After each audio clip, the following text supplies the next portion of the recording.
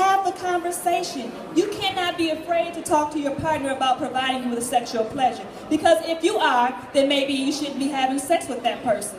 You have a right to have conversations about sexual health and pleasure.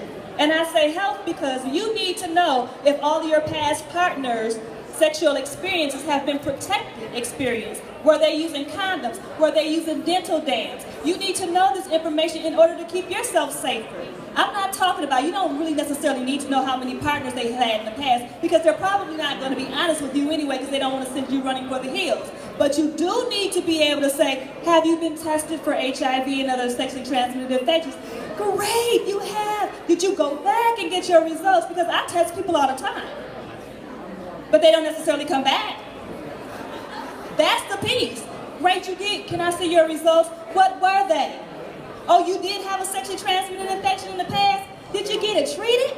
Oh, you did. Did you take all the medication?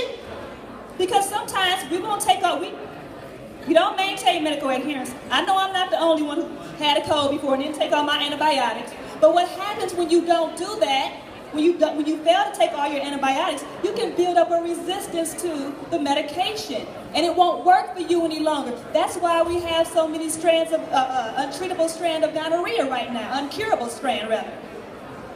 Because people are not maintaining medical adherence and they're having sex with other people unprotected and creating these super strands. So you need to be able to have these conversations. If you can't talk to your partner, you shouldn't be having sex with them.